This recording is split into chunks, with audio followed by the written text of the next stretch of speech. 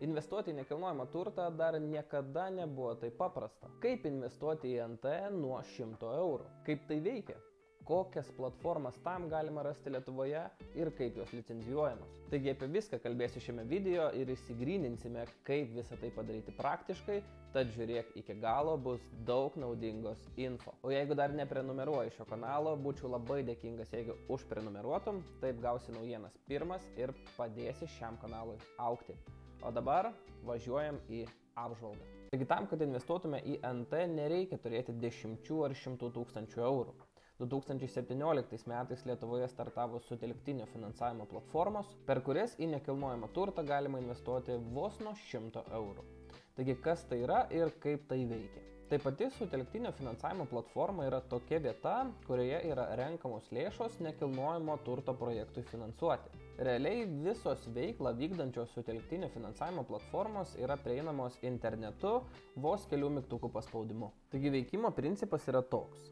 Ateina paskolos gavėjas, verslas, į sutelktinio finansavimo platformą ir duoda užklausą dėl paskolos gavimo.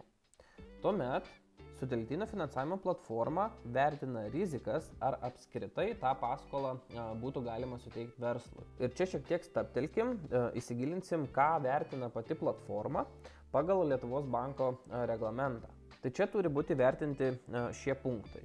Kokia apskritai yra verslo finansinė būklė, kiek ir kokio turto iš esmės turi pats verslas. Toliau yra vertinama, kiek realiai paskolos gavėjas bus įgalus mokėti turimą paskolą. Tai kitaip tariant, vertinama įsipareigojimo įvykdymas. Toliau yra peržiūrima bankroto bylos, ar verslas, kuris ateina skolintis, neturi iškeltų bankroto bylų. Kitaip tariant, yra vertinama verslo reputacija. Visą šitą info pati platforma privalo patikrinti duombazėse. Iš esmės, viena iš pagrindinių duombazių tai yra Credit Info, kur yra skelbiama visa informacija apie verslus, apie netgi fizinius asmenis. Tai čia netgi kiekvienas iš jūsų gali pasitikrinti savo kreditingumą užėję į Credit Info. Taigi čia yra vertinama paties verslo, kuris ateina skolintis, rizika. Investuotojai čia įtakos neturi visiškai. Jeigu su tuo verslu viskas yra ok, tuomet paraiška yra paskelbiama ir čia jau iš kitos pusės ateina investuotojas. Tai aš, tu ir kiti investuotojai. Ir čia jau mes sprendžiame, ar ta paraiška, ta užklausa, kuri yra duota verslo ir patvirtinta operatoriaus, tinka ir atitinka mūsų investavimo strategiją ir sprendžiama, ar ten reikia investuoti.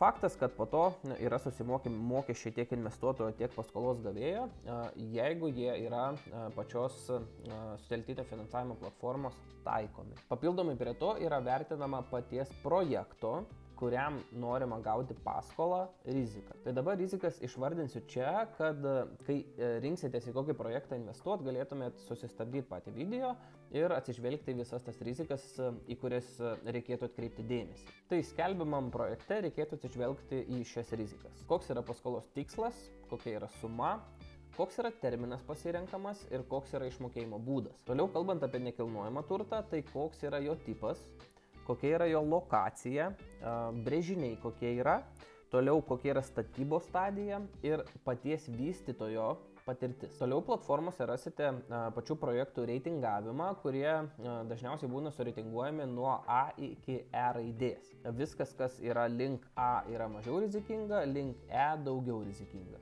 Ir paskutiniai du punktai. Vienas iš jų tai yra įsipareigojimų užtikrinimas. Įsipareigojimai dažniausiai būna užtikrinami hipoteka, laidavimu arba garantija. Kalbant apie hipoteką, tai yra paties nekilnojamojo turto įkeitimas.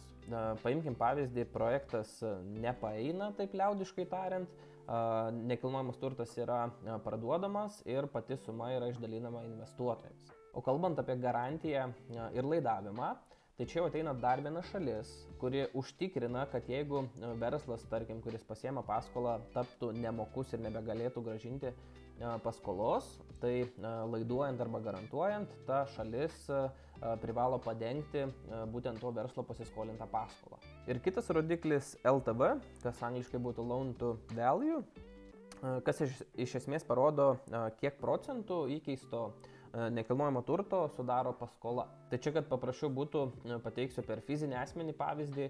Tarkim, paprastas žmogus perka butą, pradinis įnašas 20 000, butas kainuoja 100 000, LTV rodiklis bus 80%. Tai reiškia, kad 80% sudaro paskola. Čia bus esminės vietos, ką vertinsim projekte, į kurį mes rinksimės investuoti. Tai kaip pavyzdį naudosiu Nord Street platformą ir pabrėšiu, kad tai nėra rekomendacija naudoti šią platformą, kadangi pats ją naudojusi, tai ir dalinuosi. Ir pačioje platformoje matysite naujus ir esamus ir buvusius projektus, kurie jau sufinansuoti ir kurie dar laukia savo finansavimo. Prie kiekvieno iš projektų matysite skiltį su informacija. Tai kas yra labai gerai, kad realiai pati platforma skelbia tiek visus dokumentus susijusius su projektu, tiek apie patį vystytoją, įlysim, tuoj pasižiūrėsim. Tai bet kurį projektą mes galime paimti ir pasižiūrėti, ką turime tame projekte. Tai turime finansavimo sumą, kurios reikės pačiam projektui, turime patį rodiklį, čia gal detalizuosiu. Techniškai, kuo LTV rodiklis mažesnis, tuo yra geriau, tai reiškia, kad mažesnė dalis yra imta skolintomis lėšomis. Toliau turime metinę palūkanų normą, kiek bus mokama už patį projektą. Tai čia irgi gal detalizuosiu, kad po to, kai mes prieisim nuo to, kiek investuojame, priklauso, kiek mes gausim palūkanų. Taip, paskolos laikotarpis 11 mėnesių, tai netgi netruks metų ir rizika, kaip minėjau, nustato pati platforma ir čia turime žemą riziką. Tikslas yra paskola verslui. Užtikrinimo priemonė yra hipoteka, kitaip tariant, nekilnojamo turto įkeitimas. Pats projektas bazuojasi Estijoje ir šitą projektą finansavo 47 investuotojai. Tai jeigu mes padalinsime šitą sumą iš 47, tai realiai vienas investuotojas investavo virš 1000 eurų. Ir toliau yra skelbiama visa informacija apie paskolą, kur jau galima visiškai detalizuoti, ar mums verta rinktis investuoti šitą projektą, ar neverta. Taigi apie paskolą pačią. Čia sudetalizuota viskas, ką aš ką tik kalbėjau. Kas yra faina, kad nurodoma irgi, kiek etapų bus pačioj paskoloj, kokia suma bus reikalinga surinkti ir netgi nurodoma, iš ko bus grąžinta paskola. Tai šioje vietoje iš gavėjų turimų gyvenamosios paskirties žemės sklypų pardavimų. Tai vėlgi tikrai kuo toliau, tuo matote, kad daugiau informacijos yra suteikiama. Investuoti, kaip minėjau, galima nuo 100 eurų. Ir atsižvelgiant į palūkanas, tai galite matyti tiesiog kaip yra išmokama, tiksliau koks fiksuotų palūkanų procentas yra mokamas, atsižvelgiant į tai, kokią sumą investuojame. Ir ką dar verta būtų paminėti dėl palūkanų skaičiavimo. Kas man Nord Street'e patinka, kad labai paprastas yra palūkanų skaičiavimo gidas pačios platformos padarytas. Ir tarkim, duotuoju atveju pavyzdžių, kaip turime čia, investuota suma 1000, metinė grąža 10%, kas reiškia, kad turim 100 eurų per mėnesį investicinės grąžos. Toliau nurodoma palūkanų mokėjimo diena, kada yra paskola grąžinama ir kas yra svarbu, kad palūkanos yra mokamos kiekvieną mėnesį. Realiai yra konkretus pavyzdys, kaip yra išskaičiuojamos palūkanos. Taigi čia pagal šitą pavyzdį konkrečiai kiekvienam projektui, kurį jūs pasirenkate, galite išsiskaičiuoti, kokią kasmėnesinę palūkanų grąžą jūs gausite. Grįžtant prie projekto, yra nurodomas ir minimalus paskolos laikotarpis. Tai gal pabrėšiu šitą vietą. Tarkim, nežinau, paeina pačiam verslui įsiparduoti tuos sklypus, kaip pavyzdys, iš ko būtų grąžinama paskola, kaip anksčiau matėm, ir tarkim tai padaro per mėnesį. Bet minimalus paskolos laikotarpis yra 2 mėnesiai ir čia pats paskolos gavėjas yra įpareigotas palūkanas sumokėti bent jau už 2 mėnesius už tą minimalų paskolos laikotarpį. Tai va čia yra netgi tai pabrėžta. Prie to paties yra ir nurodyta sandorio šalių ginčų sprendimo tvarka. Tai net atsidarę patį failą jūs galite matyti, kad yra nurodyta tam tikra tvarka, kaip būtų sprendžiami investuotojų ginčai, jeigu būtų tokie. Tai čia netgi pagal visus reglamentus net yra 8 lapai, kur irgi galite paskaityti ir pasižiūrėti, kokia tvarka būtų nagrinėjami ginčai. Nagrinėjant projektą toliau galit matyti ir informaciją apie patį paskolos gavėją. Yra nurodyta tiek įmonės kodas, tiek įmonės pavadinimas, tiek finansiniai rodikliai remiantis 22 metų finansiniam ataskaitom. Tai tiek pardavimo pajamos, pelnas prieš mokesčius, nuosavas kapitalas ir kiek turto turi iš viso. Tai netgi jeigu norėtumėt pasidomėti, tarkim, pačią įmonę ir norėtumėt giliau įlysti, tai galima pasigūglinti iš esmės. Toliau paskolos užtikrinimo priemonės, tai nekilnojamo turto keitimas, kaip ir minėjau, taip, turto vertinimo ataskaita lygiai taip pat yra pateikta. Po to aš dar paminėsiu keletą dalykų, kas ne per seniausiai pasikeitė, kokie dokumentai yra pridedami, tai mes prie to prieisim. Ir toliau yra, koks turtas yra užtikrinamas hipoteka. Tai čia galit matyti, kad įkeičiamo turto vertė siekia netgi kiek daugiau nei 700 000 eurų. Kas šiaip yra įdomu šitoje vietoje, kad apie patį projektą jūs galite per Google Mapsus, pavyzdžiui, pasižiūrėti. Tai yra netgi keičiamo turto lokacija, tai pasižiūrėti, kaip atrodo, gal vizualiai netgi norėtumėte įsivertinti, tai yra pateikta lokacija, drąsiai galima tai padaryti. Ir kas ganėtinai man patinka dar, tai prie stiprybių ir rizikų, ką pateikia pati platforma, galite įsivertinti, kokios yra stiprybės, silpnybės, galimybės ir grėsmės. Tai čia kiekvieno nedetalizuosiu, bet iš esmės prie kiekvieno projekto jūs galite tai įsivertinti, galbūt tai padės labiau priimti sprendimą ar investuoti ar ne. Toliau kalbant apie dokumentų skiltį, man realiai jie labai patinka, nes čia galima rasti visus dokumentus susijusius su pačiu projektu, netgi su fiskalinė ataskaita pačio verslo, kuris vysto šitą projektą. Ir dėl dokumentų dalies šnekant apie pagrindinį informacijos dokumentą, ši dalis, tai toliau video eigoje aš pažymėsiu, kodėl tai yra svarbu ir koks pokytis įvyko 23 metų lapkritį, tai sekit video toliau. Ir paskutinis skiltis svarbu, tai čia apie pačios platformos priemonės, kuriomis stengiamas yra užtikrinti saugesnį investavimą. Taigi tikrai jūs galite kiekvienas įsivertinti pateikiamą informaciją, susipažinti su ją ir tuomet žiūrėti, ar rinktis patį projektą, į kurį jūs norite investuoti, ar tą projektą pasirinkti ar ne. Taigi mano galva taip reikėtų rinktis kiekvieną projektą, į kurį rengiatės investuoti. Tikrai pasidomėti verslu, kuriam skolinsite pinigus. Perskaityti pagrindinį informacijos dokumentą. Galų gale Google Mapsuose, kaip minėjau, pasižiūrėti, kaip tas projektas atrodo, kad net ir vizualiai galėtumėte tai įsivertinti. Visa ši informacija tikiu, kad padės susidaryti geriausią įmanomą vaizdą apie patį projektą ir tai padės priimti sprendimą, ar rinktis jį investuoti ar ne.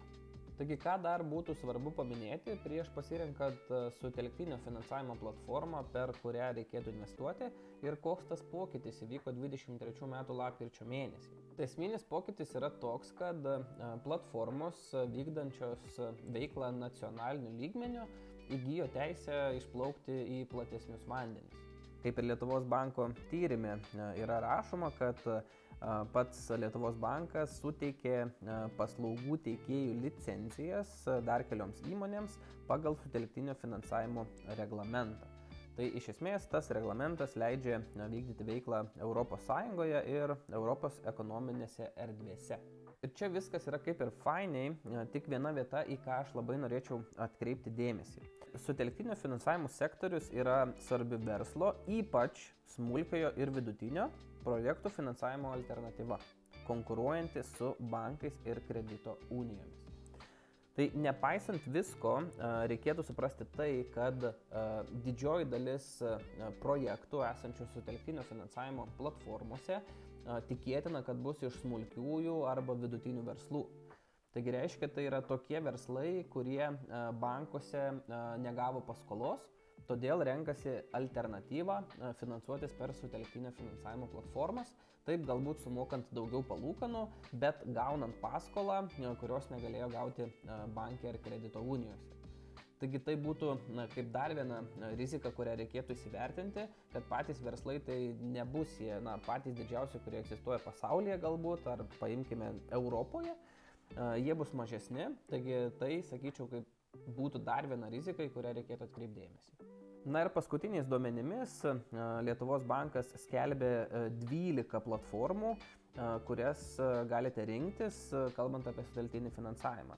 Tai čia tikrai galite rasti visus pavadinimus ir visi jie yra skelbiami būtent finansų rinkos dalyvių registre.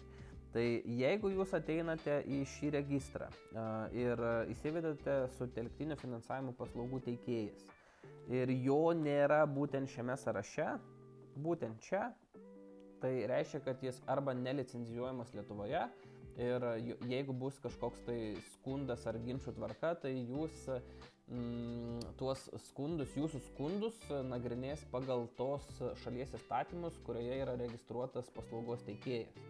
Taigi reiškia, jeigu nėra reglamentavimo, tai čia Lietuvoje jums nelabai kuo bus galima ir padėti.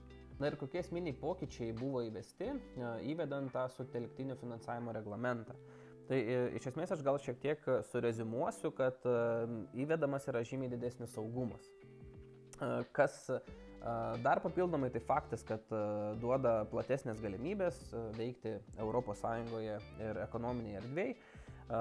Naujas finansuotojų skirstymas, tai čia yra tas saugumas, turintis, neturintis investavimo patirties. Jeigu ateina neturintis, pavyzdžiui, investavimo patirties ir nori investuoti į E-tipo projektus, kas yra rizikingiausia, ir jis to nesupranta, nori tik tai didelės grąžos, bet po to praranda pinigus, tai to bus vengiama per klausimus, per klausimynus, kurie bus užduodami pačioje platformoje, tai jūs lygiai taip pat susidursite, jeigu registruositės.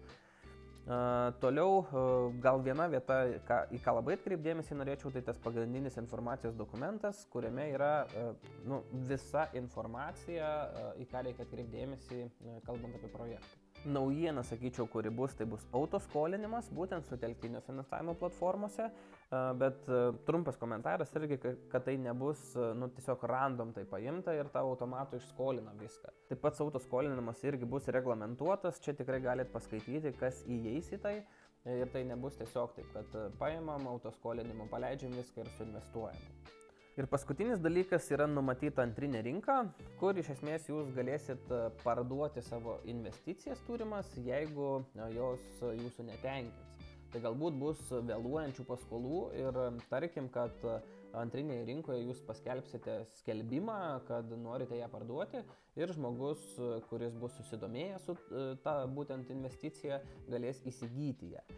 Taip jūs likviduosite savo turimą investiciją, kuri jūsų netenkins, o tas žmogus tiesiog su prisiemama rizika tos investicijos įsigys būtent tą investiciją iš jūsų. Taigi taip atrodo sutelktinis finansavimas Lietuvoje.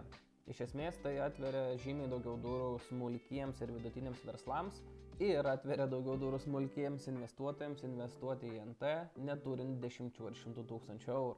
Tai šiandien pavyzdį pateikiau per vieną platformą, kaip nagrinėtis, į kokį projektą investuoti, bet iš esmės pačio proceso ir pačios eigos nekeičia, į ką jūs turėtumėte atkreipti dėmesį renkantis bet kokį projektą. Visų operatorių platformų šių sąrašą rasite Lietuvos banko tinklalapyje. Nepatingėkite pasidomėti, jeigu norėsite investuoti kažkokią egzotinę platformą, jeigu ji nebus reguliuojama Lietuvos banko ir nutiks blogiausias scenarijus, tai tikėtina, kad prarasite visiškai pinigus ir ten jau bus ganėtinai sunku nagrinėti tuos ginčus su kitos šalies teise. Taigi, jeigu pats dar nebuvai pradėjęs investuoti į sutelktinio finansavimo platformas, nuorodas kelias prisiregistravimui palieku aprašyme. Jeigu prisiregistruosi per šitas nuorodas, gausi bonusą tiek tu, tiek aš. Dar kartą pabrėšiu, nereklamuoju nei vienos platformos, tiesiog pats jomis naudojuosi, o jeigu dar yra galimybė tiek tau, tiek man gauti bonusą, kodėl nepasidalinti nuorodom. Ir kaip visada, jeigu yra poreikis susidaryti investavimo strategiją, išsikelti savo tikslus ir kryptingai link to judėti, kviečiu pasikalbėti. Registraciją į susitikimą taip pat palieku aprašyme, užsiregistruok, pasimatom. Pasidalink, kokia tavo patirtis su sutelktinio finansavimo platformomis. Galbūt jau investuoji, galbūt turėjai kažkokios patirties, galbūt geros, galbūt blogos.